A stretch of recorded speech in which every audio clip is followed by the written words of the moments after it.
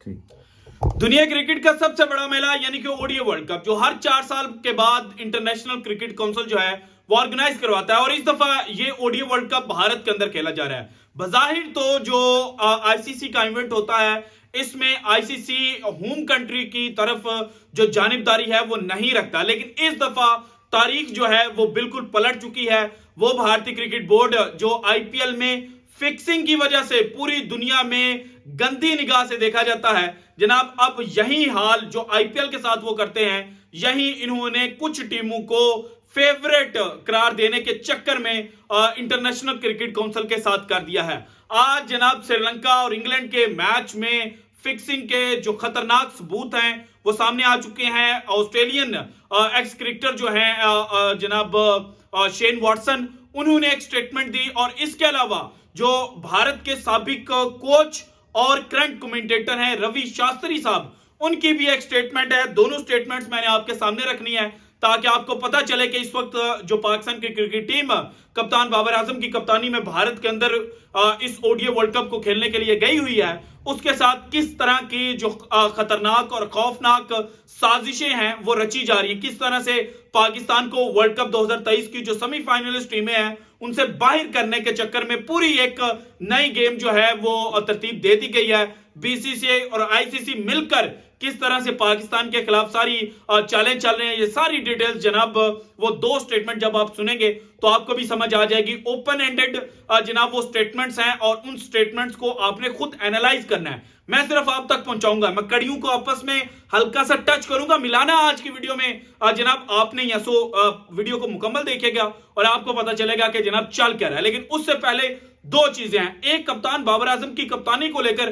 बातें की जा रही हैं कि बाबर आजम जो है वो बड़ा डरपोक कप्तान है, बाबर आजम को तो कप्तानी करनी नहीं आती। हालांकि कुछ फैक्ट्स जो मैं निकाल कर लाया हूं वो चीजों को किसी और जानिब लेकर जा रहे हैं। जो सबसे पहली बात है वो ये है कि जनाब 1 जनवरी 2020 से लेके अब तक जो पाकिस्तान क्रिकेट टीम ने बाबर आजम की कप्तानी में ओडीआई मैचेस खेले हैं ना, इसमें चेक किया जाए तो पाकिस्तान का द बेस्ट बैटिंग एवरेज है, यानी कि पाकिस्तान की टीम अच्छा खेलती हुई आई। फिर second best win loss ratio है कि पाकिस्तान ने जितने मैचेस ओवरऑल खेले उनमें जीते कितने हारे कितने, ये भी second best win loss ratio है। फिर second best batting run rate है। अब पाकिस्तान के साथ ये चीज की जा रही है कि पाकिस्तान तेज नहीं खेलता, हालांकि बाबर आजम के टेन्योर में पाकिस्तान जो है उसका जो बैटिंग रन रेट है, स्ट्राइक रेट है, वो सेकंड बेस्ट है और लोएस्ट एक्स्ट्राज परसेंटेज। और पाकिस्तान के जो बॉलर्स हैं वो एक्स्ट्राज, किसी जमाने में शुएब अख्तर होते थे, मोहम्मद समी होते थे, उमर गुल, रॉ इफ्तिखार अंजुम लोग जब होते थे या राहत अली लोग, तो ये नो बॉल्स बड़ी करते थे, एक्स्ट्रास बहुत देते थे। लेकिन जब से जनाब 1 जनवरी 2020 को बाबर आजम ने कप्तानी संभाली तो पाकिस्तान का जो एक्स्ट्रा देने का जनाब रुझान था उसमें भी कमी आई। इसके बाद एक और पॉइंट मैं आपको बता दूं कि highest win loss ratio for पाक कैप्टन इन ओडीआई, सबसे ऊपर नाम किसका आता है? सलीम मलिक। सलीम मलिक के ऊपर फिक्सिंग की वजह से जस्टिस कयूम की रिपोर्ट में कुछ चीजें आई थी और उन पर पाबंदी लगी थी, लेकिन वो पाकिस्तान की तारीख के सबसे बेहतरीन ओडीआई कप्तान रहे हैं। उसके बाद दूसरे नंबर पर हैं बाबर आजम, तीसरे पर हैं वसीम अकरम और चौथे पर हैं वकार यूनस। अच्छा, इसके बाद जो हाईएस्ट बैटिंग रन रेट है बाबर आजम के टेन्योर में बताने से पहले मैं आपको बता दूं कि शुएब मलिक जब पाकिस्तान के कप्तान थे, क्योंकि आज बड़ी बातें हो रही है ना कि पाकिस्तान डॉट बॉल नहीं ज्यादा खेल रहा है, पाकिस्तान खुलकर नहीं खेल रहा, तो शुएब मलिक के टेन्योर में जो पाकिस्तान का जनाब बैटिंग रन रेट था वो था 5.42 और सरफराज अहमद के टेन्योर में था 5.57 और अजहर अली के टेन्योर में था 5.65 और बाबर आजम के टेन्योर में है 5.70। दैट मींस के बाबर आजम की जो टीम है वो ज्यादा बेहतर खेल रही थी। अभी राइट नाउ भारत के अंदर जो सिचुएशन चल रही है ना, जिसकी वजह से पाकिस्तान की जो परफॉर्मेंस है वो डाउन गई है, वो आपको जो दो स्टेटमेंट्स मैंने शेयर करनी है ना आपके साथ, उनसे आपको समझ आ जाएगी। लेकिन उससे पहले हफीज की एक वीडियो मुझे बड़ी पसंद आई, बिल्कुल 58 सेकंड्स का उन्होंने एक डिस्कशन किया, वो आप सुने और आपको भी चीजों का फिर ना मजीद अदराक जो है वो होता जाएगा। जरा सुनिएगा। T20।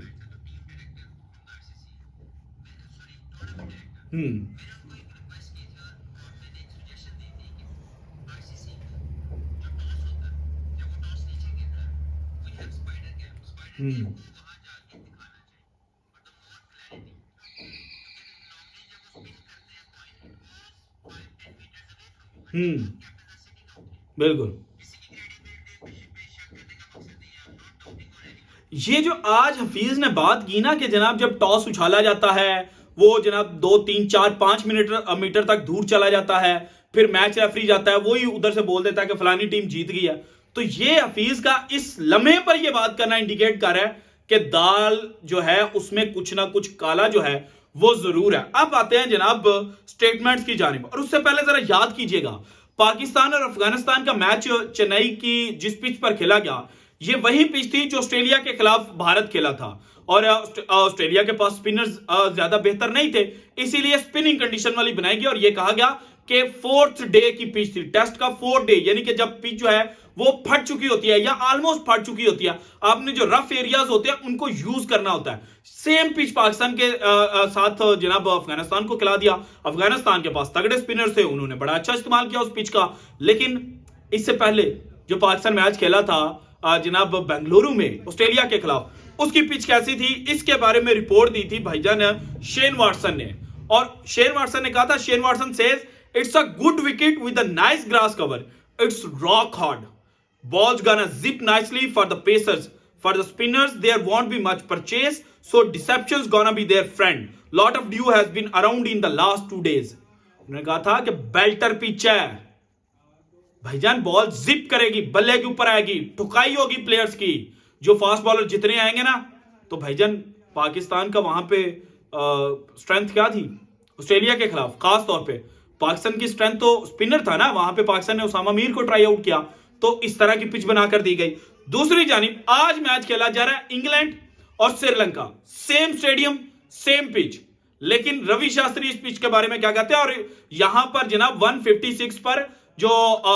इंग्लैंड की टीम है वो ऑल आउट हो चुकी है, और पाकिस्तान के खिलाफ ऑस्ट्रेलिया ने कितना बनाया था 367, अगर मैं गलत नहीं बोल रहा तो 50 ओवरों में 367, और यहां पे 33.2 ओवरों में पूरी इंग्लैंड की टीम जो है वो 156 रन बनाकर आउट हो जाती है। और पिच के बारे में जब पिच रिपोर्ट दी गई तो रवि शास्त्री कहते हैं,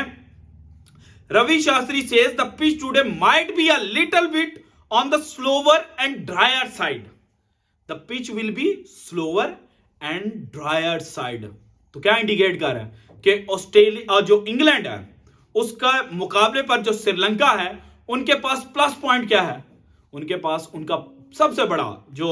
प्लस पॉइंट है वो उनके फिंगर बॉलर्स हैं। थिकशाने ने किस तरह से आज ओवर्स किए हैं, और फिर जनाब जितनी जो पिच है वो स्लो होगी, अब जो श्रीलंका है उसके पास वो कोई 150 वाला बॉलर तो है नहीं, तो जो स्लो पिच होगी, जो स्लो कटर्स बॉलर डालते हैं ना, वो यहां पर कामयाब थे। और ये जनाब आज जो चीज है वो बकायदा सामने भी आई बॉलिंग डिपार्टमेंट में, जब श्रीलंका बॉलिंग कर रहा था तो वहां पर जनाब जो इन्होंने इंग्लैंड है इन्होंने स्ट्रगल भी किया। सो इस तरह से सारी चीजों को जब आप पिक्चर पर देखते हैं तो पाकिस्तान को बकायदा वर्ल्ड कप से बाहर करने की जो साजिश है वो जनाब रची जा चुकी है, और ना सिर्फ पाकिस्तान को बल्कि इंग्लैंड को भी, क्योंकि खतरा कौन है, इंग्लैंड भी पाकिस्तान की तरह अनप्रेडिक्टेबल है, इंग्लैंड का भी कोई पता नहीं चलता कि भाईजान जिस दिन इनका दिन हो ये तो किसी टीम को भी ठोक के रख देंगे। और जनाब आप चाहते हैं कि इंग्लैंड और पाकिस्तान दो ऐसी टीमें हैं कि ये जरा वर्ल्ड कप का सेमीफाइनल जो है ना उससे पहले ही घर अपने चले जाएं, तो ये सारी जो साजिश है वो तैयार की जा रही है। हालांकि बाबर आजम की कप्तानी इतनी खराब नहीं है, हमारे बॉलर्स की परफॉर्मेंस इतनी खराब नहीं थी, अचानक सबका पाकिस्तान की बैटिंग लाइनअप का, पाकिस्तान के बॉलर्स का जनाब ऑफ डे हो जाना इंडिकेट करता है कि चीजें किसी और जानिब जा रही हैं और कुछ और किया जा रहा है। और इसमें एक और जगह मैं रीड आउट कर रहा था, मेरा उस पर यकीन इतना नहीं है, लेकिन फिर भी मैं वो चीज पढ़ रहा था कि पाकिस्तान के खिलाड़ियों पर जादू भी किया जा चुका होगा भारत के अंदर से,